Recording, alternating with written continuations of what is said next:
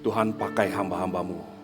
Layakan kami hamba-hambamu Tuhan Yesus, untuk melayani Engkau hari ini Tuhan. Terima kasih Bapa, dalam nama Tuhan Yesus Kristus.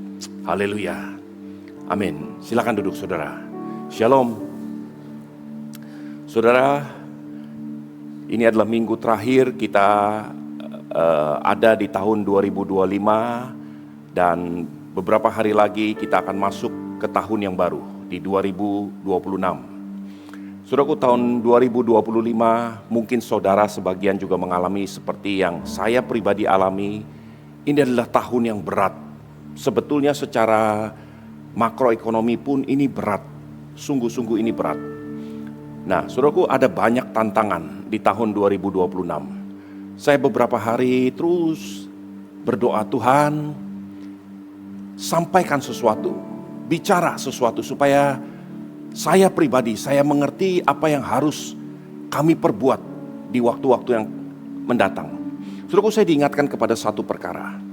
Pada waktu Saul diurapi Tuhan, di 1 Samuel 10, Tuhan berkata kepada Saul melalui Samuel, dia katakan gini, apabila tanda-tanda ini terjadi, maka lakukan apapun yang dikerjakan tanganmu. Semua yang engkau sentuh akan berhasil, karena Tuhan menyertaimu. Itu yang Tuhan katakan kepada Saul. Sudah tahu apa yang terjadi? Sejak hari itu, semua yang disentuh oleh Saul gagal. Hancur total. Saya bertanya-tanya, Tuhan, bukankah engkau berjanji kepada Saul, semua yang kau sentuh dengan tanganmu akan berhasil? Kenapa justru sejak hari itu, semua yang disentuh oleh Saul justru gagal total? Saudaraku, waktu saya perhatikan, saya renungkan.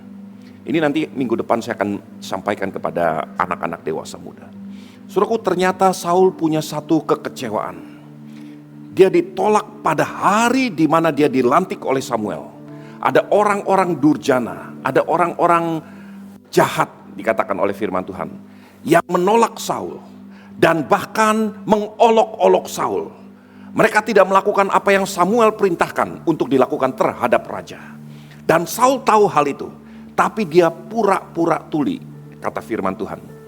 Saudaraku, waktu saya renungkan, ternyata terus menerus hal ini membuat Saul kecewa. Dan semua actionnya, semua tindakan Saul adalah dilakukan untuk membuktikan saya berhasil, saya bisa lakukan. Ternyata justru ini membuat hati Tuhan begitu kecewa. Saudaraku, semua yang Saul lakukan, kalau saudara lihat di kitab 1 Samuel, 2 Samuel, Saul melakukan segala sesuatu untuk membuktikan I am somebody, aku mampu, aku sanggup. Ternyata justru itulah yang menjadi kehancuran bagi dirinya sendiri. Saudara, tanpa kita sadari, waktu saya renungkan, banyak di antara kita pun, termasuk mungkin dalam diri saya juga, yang kita menyimpan kekecewaan, menyimpan satu pernah tertolak, pernah dianggap sepele, pernah gagal, sehingga kita berkata, aku buktikan kepada papaku, aku buktikan kepada siapa, aku buktikan kepada orang itu bahwa aku bisa, aku berhasil. Sepertinya itu bagus, tapi itulah nafas keangkuhan, dan itulah warna seluruh hidup Saul. Nah, saya mengasihi saudara semua di tempat ini. Pada waktu Tuhan tegur saya hal seperti ini, saya katakan, Tuhan, apa yang harus saya lakukan? Sudah tahu, di dalam Kejadian 6, Tuhan mengatakan tentang apa yang terjadi pada zaman Nuh. Dan kemudian di dalam perjanjian baru, Tuhan katakan, seperti apa yang terjadi pada zaman Nuh, demikianlah yang terjadi hari-hari ini. Apa yang terjadi pada zaman Nuh? Di Kejadian 6 dikatakan gini, manusia itu bertumbuh, kecenderungan hatinya itu jahat semata-mata. Tanpa kita sadari, kalau kita mau jujur, ya kita akan tinggalkan tahun 2025 sebentar lagi. Tanpa kita sadari, kecenderungan hati kita itu jahat. Kita ingin buktikan, aku mampu, I can do it, I am somebody.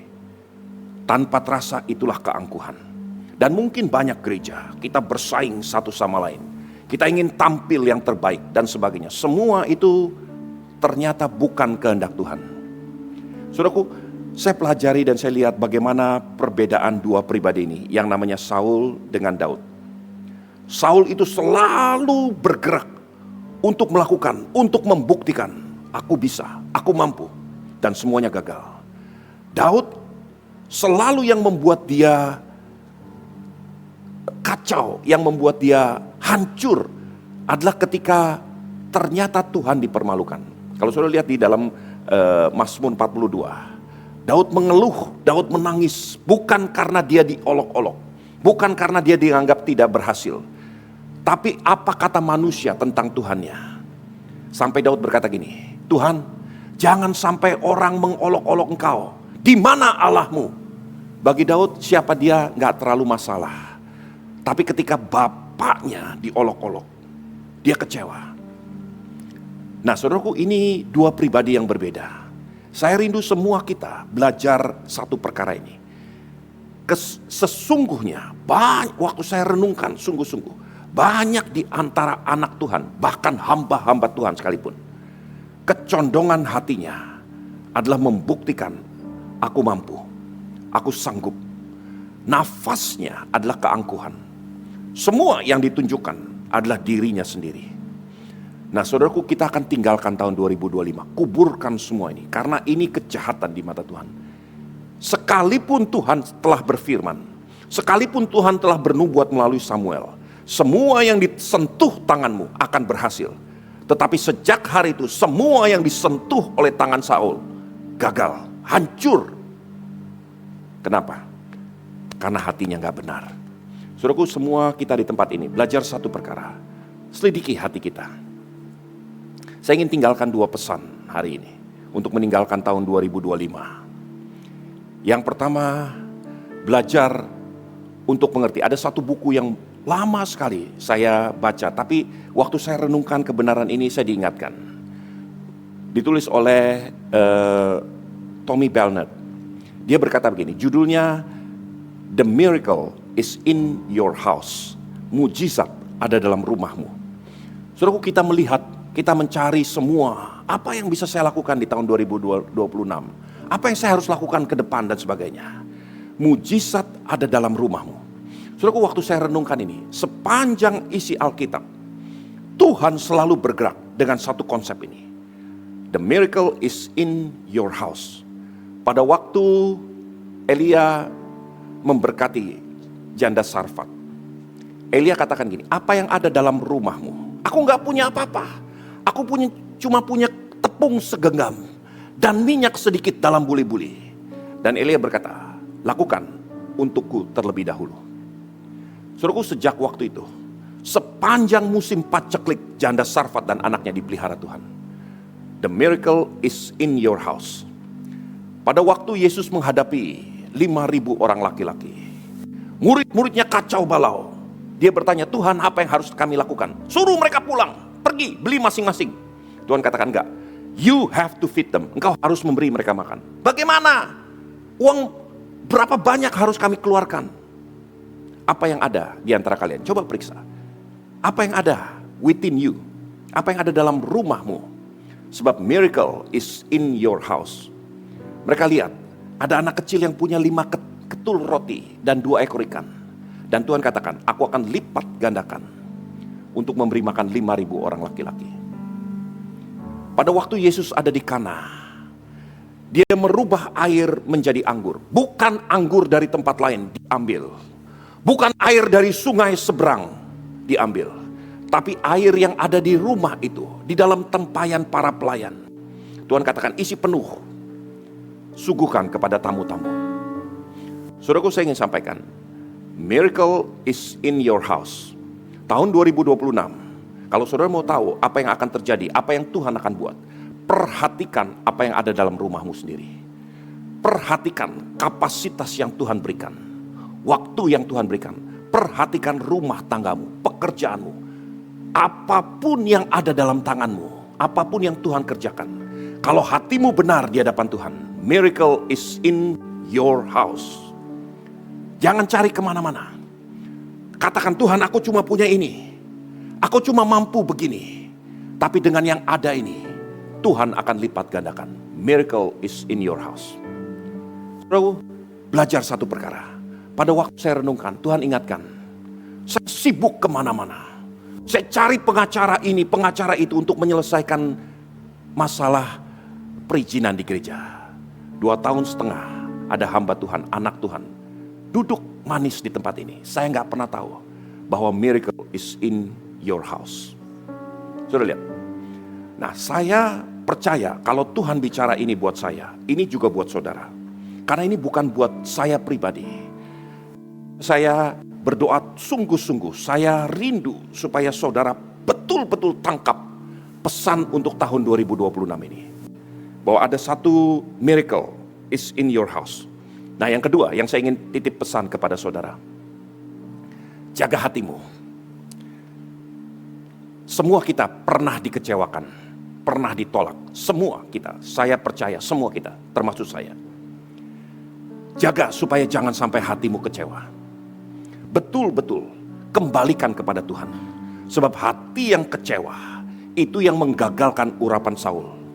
Saul yang tadinya dikatakan oleh Tuhan, apapun yang disentuh tanganmu akan berhasil. Ternyata apapun yang disentuh tangan Saul gagal, hancur. Karena hatinya gak benar di hadapan Tuhan. Hatinya kecewa, hatinya marah. Dia ingin membuktikan I am somebody.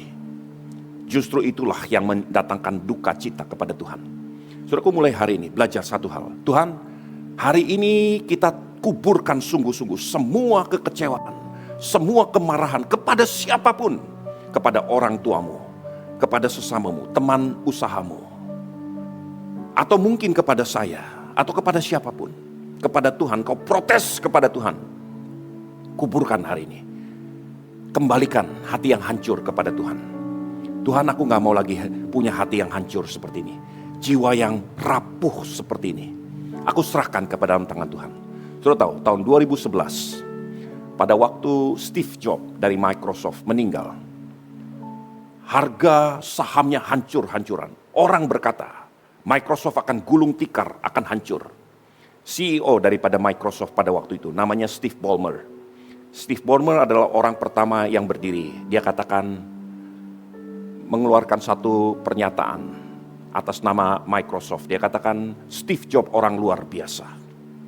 Steve Jobs telah membangun Microsoft sedemikian rupa. Kami di Microsoft goncang dengan kematian Steve Jobs.